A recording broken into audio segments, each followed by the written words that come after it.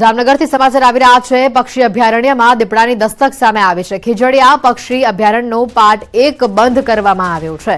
પ્રવાસીઓ માટે અભયારણ્ય બંધ કરવામાં આવ્યું છે। દીપડાનું રેસ્ક્યુની કામગીરી માટે આ નિર્ણય લેવામાં આવ્યો છે। દીપડાને પકડવા માટે પાંજરા અહીંયા ગોઠવવામાં આવ્યા છે। દીપડાના આંટાફેરાથી વન વિભાગ હાલ સતર્ક છે।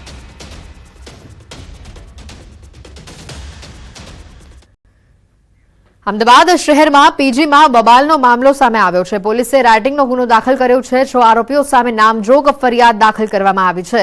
કુલ 20 આરોપીઓ સામે ફરિયાદ નોંધાઈ છે। ચાંદખેડાની ગ્રીન ગ્લેડ સોસાયટીની ઘટના છે। ફરિયાદી અને તેના મિત્રને ઈજા થતા ફરિયાદ આખરે દાખલ કરવામાં આવી।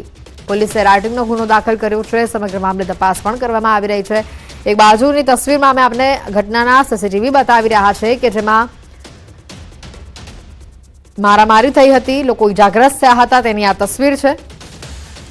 છૂટા હાથની મારામારીની આ તસવીરો બતાવી રહ્યા છે, જેના કારણે રહીશોમાં પણ ક્યાંક આ ઘટનાને લઈને રોષ હતો, જેના કારણે રહીશોએ પોલીસ મથકે ફરિયાદ દાખલ કરાવી છે। પીજીમાં આ બબાલના મામલાની તસવીરો પણ સામે આવી રહી છે। વધુ માહિતી મેળવીશું। ઋત્વિજ જોડા ચૂક્યા છે ફોન લાઈન પર સંવાદદાતા। ઋત્વિજ, જે પ્રકારે આ સીસીટીવી પણ સામે આવ્યા છે, બબાલ થઈ હતી, મારામારી થઈ હતી, કયા બાબતને લઈને આ ઘટના સામે આવી હતી અને હાલ પોલીસે કયા પ્રકારની કાર્યવાહી હાથ ધરી છે? ની વાત કરીએ તો લગભગ 2-3 દિવસ પહેલાનો આ બનાવ છે। ચાંદખેડા વિસ્તારમાં આવેલ જે આ એપાર્ટમેન્ટ હતા કે જ્યાં ચેરમેન દ્વારા જે તે વ્યક્તિઓ દ્વારા આ પીજીના સંચાલકો હતા તેઓની પાસે ભાડા કરાર માંગ્યો હતો અને એ ભાડા કરારની માંગણીને લઈને જે ઝઘડો થયો હતો ને ત્યારબાદ આખો મામલો વિસક્યો હતો અને મોડી રાત્રે જે સોસાયટીના રહીશો છે, પીજીના વિદ્યાર્થીઓ છે, તે આમને સામને આવી ગયા હતા। મારામારીના દ્રશ્યો સર્જાયા હતા, જેમાં પીજીના કેટલાક વિદ્યાર્થીઓ છે તેઓને ઈજા પણ પહોંચી હતી અને તેઓને પ્રાથમિક સારવાર માટે હોસ્પિટલ ખસેડવામાં આવ્યા હતા। જોકે જે ઘટનાના સીસીટીવી અને જે વિડીયો વાયરલ થયા હતા ત્યારબાદ સમગ્ર મામલે પોલીસ દ્વારા કાર્યવાહી હાથ ધરવામાં આવી હતી અને હવે પોલીસે આ સમગ્ર મામલે આરોપીઓ વિરુદ્ધમાં લગભગ 6 જેટલા નામજોગ આરોપીઓ અને અન્ય આરોપીઓની વિરુદ્ધમાં રાયોટિંગનો ગુનો દાખલ કરીને સમગ્ર મામલે વધુ તપાસ શરૂ કરી છે। આભાર ઋત્વિજ માહિતી બદલ। ગુજરાત યુનિવર્સિટીના વધુ એક અધ્યાપક સામે આક્ષેપ લગાવવામાં આવ્યો છે। વિદ્યાર્થીઓને માનસિક ત્રાસ, અપમાન કરતા હોવાનો આક્ષેપ લગાવાયો છે। સ્કૂલ ઓફ સાયન્સમાં અધ્યાપક ફરજ બજાવે છે। આંકડાશાસ્ત્રના અધ્યાપક પ્રોફેસર પ્રવિન્દરસિંહ સામે આક્ષેપ કરાયો છે। વિદ્યાર્થીનીઓને પરેશાન કરતા હોવાનો પત્ર વાયરલ થયો છે। વિદ્યાર્થીઓએ કુલપતિને 36 પાનાની ફરિયાદ કરી છે। સીસીટીવીથી અધ્યાપક વિદ્યાર્થીનીઓને કેમેરામાં જોતા હોવાનો પણ પત્રમાં આક્ષેપ કરવામાં આવ્યો છે। આંકડાશાસ્ત્ર વિભાગના લેડીઝ રૂમમાં સીસીટીવી હોવાનો પત્રમાં ઉલ્લેખ છે। પ્રોફેસર વિવિધ સેવાઓના અલગ અલગ ચાર્જ લેતો હોવાનો પણ ઉલ્લેખ કરવામાં આવ્યો છે। ખોટી હાજરી પૂરવાના 1500 રૂપિયા ચાર્જ લેવાતો હોવાનો પણ આક્ષેપ છે। સીસીટીવીથી વિદ્યાર્થીઓને જોતા હોવાનો પણ સૌથી મોટો આક્ષેપ કરવામાં આવ્યો છે। લેડીઝ રૂમમાં સીસીટીવી હોવાનો પણ આ પત્રમાં ઉલ્લેખ કરવામાં આવ્યો છે। ગુજરાત યુનિવર્સિટીના વધુ એક અધ્યાપક સામે આક્ષેપ કરવામાં આવ્યો છે। વિદ્યાર્થીઓને માનસિક ત્રાસ, અપમાન કરતા હોવાનો આક્ષેપ કરાયો છે। સ્કૂલ ઓફ સાયન્સમાં અધ્યાપક ફરજ બજાવે છે। આંકડાશાસ્ત્રના અધ્યાપક પ્રોફેસર પ્રવિન્દરસિંહ સામે આક્ષેપ કરાયો છે। વિદ્યાર્થીનીઓને પરેશાન કરતા હોવાનો, માનસિક ત્રાસ આપતા હોવાનો પત્રમાં ઉલ્લેખ કરવામાં આવ્યો છે। વિદ્યાર્થીઓએ કુલપતિને કુલ 36 પાનાની ફરિયાદ આપી છે। સીસીટીવીથી અધ્યાપક વિદ્યાર્થીનીઓને કેમેરામાં જોતા હોવાનો પણ પત્રમાં આક્ષેપ છે। વધુ માહિતી મેળવીશું। સંજય જોડા ચૂક્યા છે ફોન લાઈન પર સંવાદદાતા। સંજય, જે પ્રકારની આ ફરિયાદ સામે આવી છે, હાલ કેવા પ્રકારની તપાસ આ વિરુદ્ધ હાથ ધરાઈ છે? બિલકુલ, ગુજરાત યુનિવર્સિટી ફરી એકવાર વિવાદમાં સપડાઈ છે। ગુજરાત યુનિવર્સિટીના વધુ અધ્યાપક જે છે તેની સામે આક્ષેપ જે થયો છે ને વિદ્યાર્થીઓને માનસિક ત્રાસ અને તેમનું અપમાન કરતા હોવાનો આક્ષેપ થયો છે। સ્કૂલ ઓફ સાયન્સમાં જે છે આંકડાશાસ્ત્રના અધ્યાપક જે છે અને તેમની સામે આક્ષેપ થયા છે કે જેમાં વિદ્યાર્થીઓએ કુલપતિને 36 પાનાની જે છે તે ફરિયાદ જે તે યુનિવર્સિટી સીસીટીવીથી અધ્યાપક કેમેરામાં જોતા હોવાનો આ પત્ર ઉલ્લેખ કરવામાં આવ્યો છે। સાથે આંકડાશાસ્ત્ર વિભાગના રૂમમાં સીસીટીવી પણ આ પત્રમાં ઉલ્લેખ કરવામાં આવ્યો છે અને પ્રોફેસર વિવિધ સેવાઓમાં અલગ અલગ ચાર્જ લેતા હોવાની પણ વિગત આ જે છે તે ફરિયાદમાં કરવામાં આવી છે। ખોટી હાજરી પૂરવાના 1500 રૂપિયા ચાર્જ લેતા હોવાની ફરિયાદ જે છે તે કરવામાં આવી છે। એટલે આવી અલગ અલગ ફરિયાદ ના રૂપે 36 પાનાનો જે છે ફરિયાદ અને અરજી જે છે ગુજરાત યુનિવર્સિટીમાં કરવામાં આવી છે। હવે ગુજરાત યુનિવર્સિટી જે છે તે કયા પ્રકારના પગલાં જે છે તે સામે લે છે તે જોવાનું રહે છે। આભાર સંજય માહિતી બદલ। अन्य समाचार આવી રહ્યા છે આણંદથી સામે કે જ્યાં યુવતી સાથે દુષ્કર્મ કરનાર આરોપી ઝડપાયો છે। શખ્સે યુવતીની મરજી વિરુદ્ધ કૃત્ય કર્યું હતું। ઉમરેઠ પોલીસે ફરિયાદના આધારે આરોપીને ઝડપી પાડ્યો છે। ગણતરીના કલાકોની અંદર આરોપીને દબોચી લેવાયો છે। 18 વર્ષની યુવતીની ફરિયાદના આધારે કાર્યવાહી કરવામાં આવી હતી। સુરતમાં 3 વર્ષની બાળકી સાથે અડપલા કરવામાં આવ્યા। પલસાણા વરેલી ખાતેની આ ઘટના છે। ઘરની બહાર રમતી બાળકી સાથે અડપલા કરવામાં આવ્યા। માતા પિતાએ સમગ્ર મામલે પોલીસ ફરિયાદ નોંધાવી છે। બાળકીને લઈ જતું આ નરાધમ સીસીટીવીમાં કેદ થયું છે। પોલીસ હાલ સીસીટીવીની મદદથી સમગ્ર મામલે તપાસ કરી રહી છે।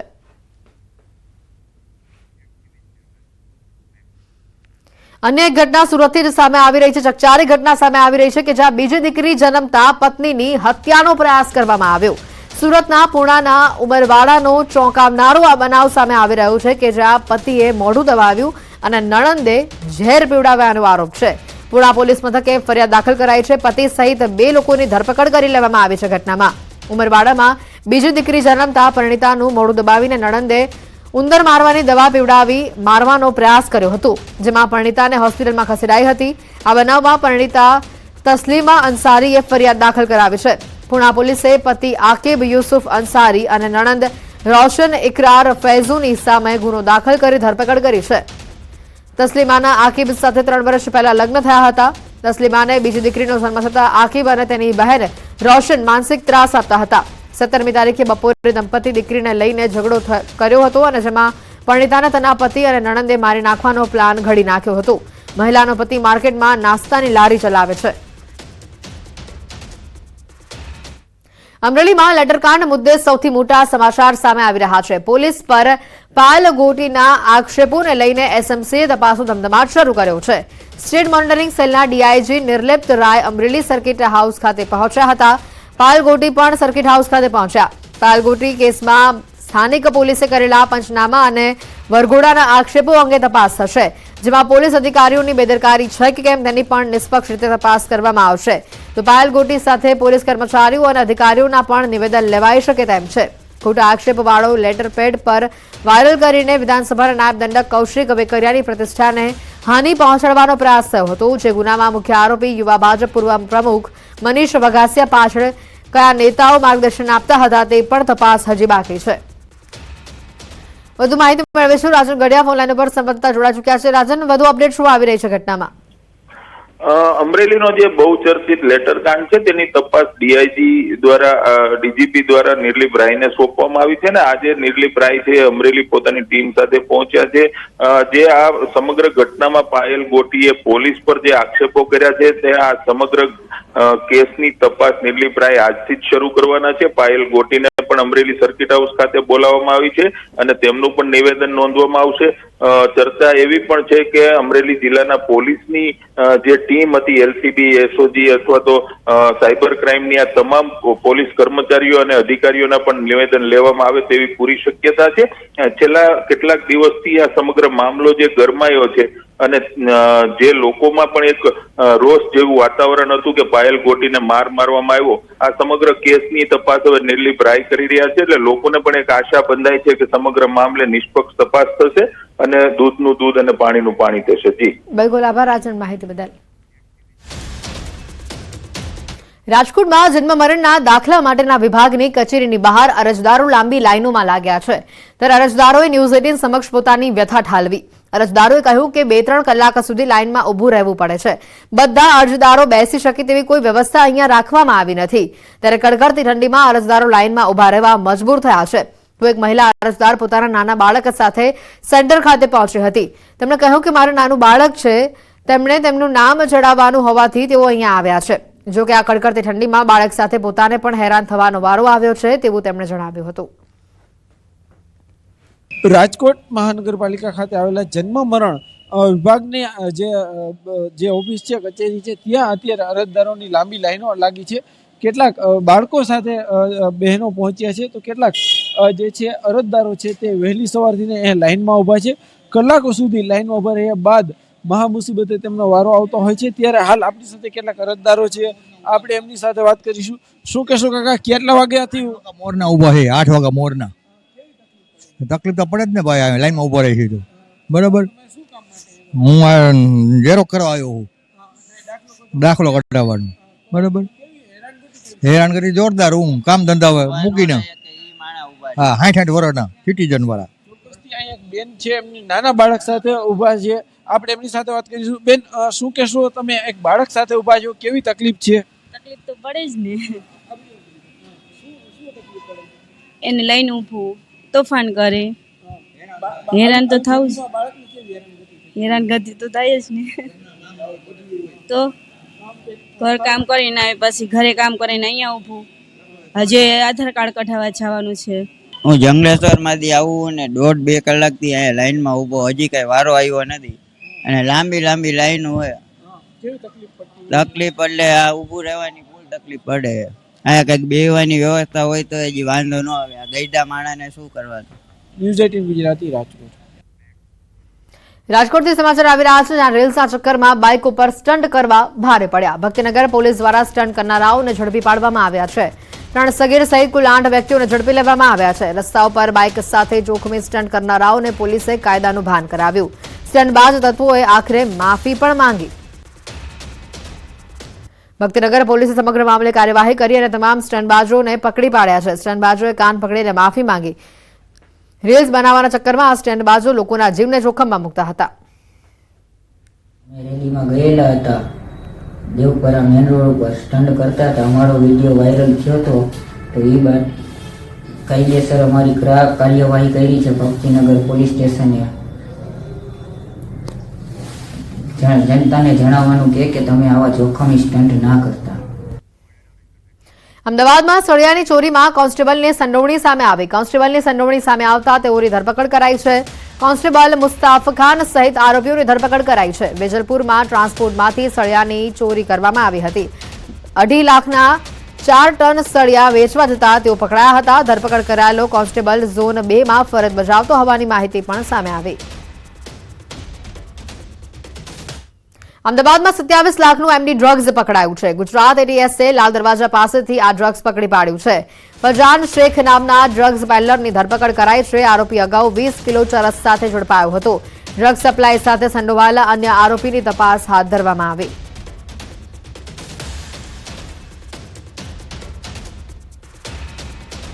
સુરતના બિરસા મુંડા યુનિવર્સિટીની ભરતી અંગે કોંગ્રેસનો આક્ષેપ સામે આવી રહ્યો છે. કોંગ્રેસ પ્રવક્તા મનીષ દોશીએ જણાવ્યું કે મુખ્ય જગ્યાઓ પર ભરતીમાં અનામત પદ રાખવામાં આવ્યા નથી, જેથી વહીવટી ભરતીમાં એસટી, એસસી અને ઓબીસીને અન્યાય થઈ રહ્યો છે.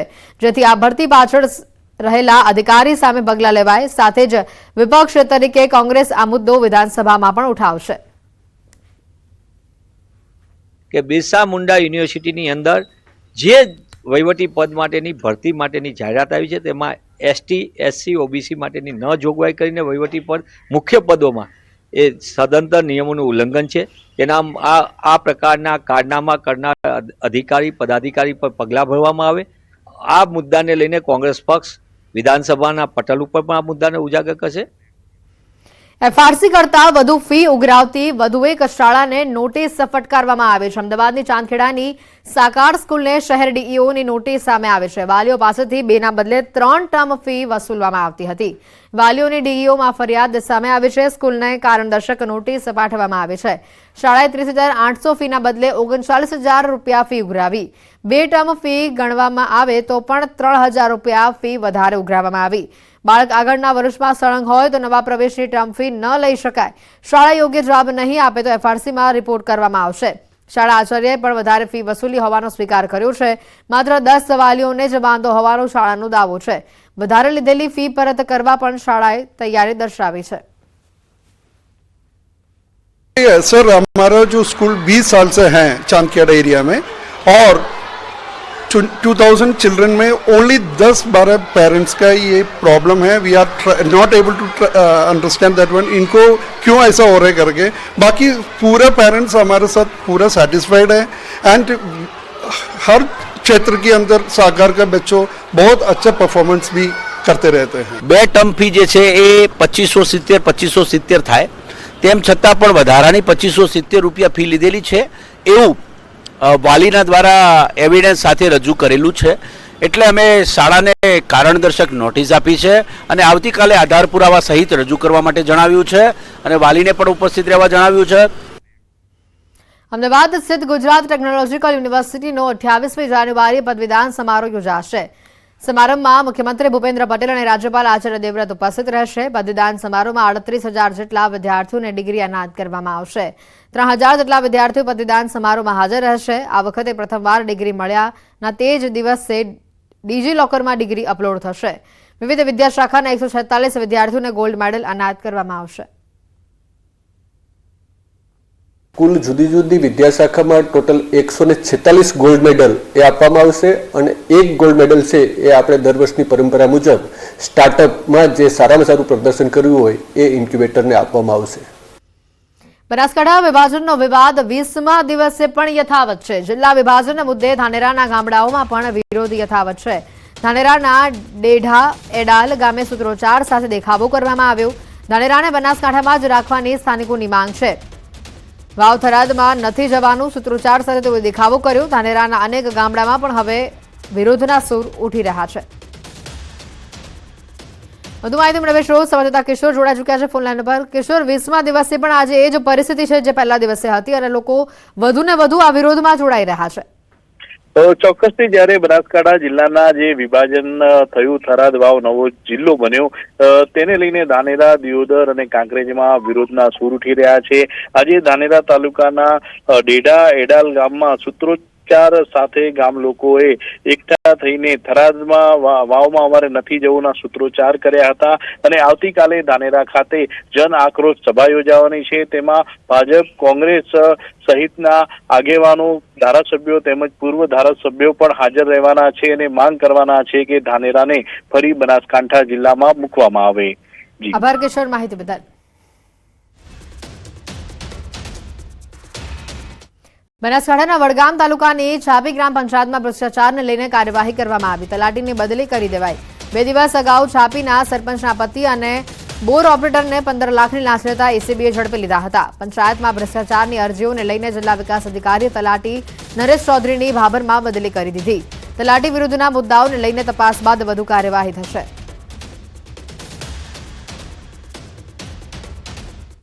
સુરેન્દ્રનગરના ખેરડી ગામમાંથી અનોખી જાન નીકળી. યુવકની જાન અશ્વ ઉપર કાઢવામાં આવતા લોકોમાં આકર્ષણનું કેન્દ્ર બની.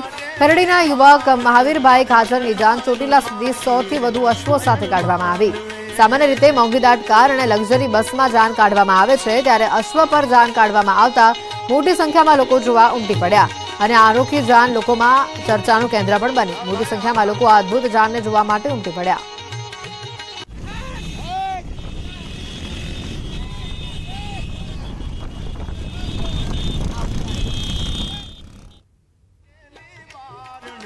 રાજા અને જાનૈયાઓ ઘોડા લઈને પહોંચ્યા ચોટીલા ખાતે.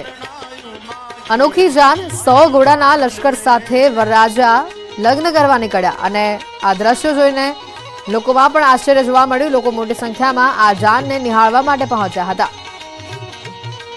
સુરેન્દ્રનગરના ખેરડી ગામમાં અનોખી આ જાન નીકળી. યુવકની જાન અશ્વ પર કાઢવામાં આવતા લોકોમાં આકર્ષણનું કેન્દ્ર બની. ખેરડીના યુવક મહાવીરભાઈ ખાચરની જાન ચોટીલા સુધી 100થી વધુ અશ્વો સાથે કાઢવામાં આવી. સામાન્ય રીતે મોંઘીદાટ કાર અને લક્ઝરી બસમાં જાન કાઢવામાં આવે છે, પરંતુ અહીંયા અશ્વ પર જાન કાઢવામાં આવતા મોટી સંખ્યામાં લોકો જોવા ઉમટી પડ્યા અને અનોખી જાન લોકોમાં ચર્ચાનું કેન્દ્ર પણ બની.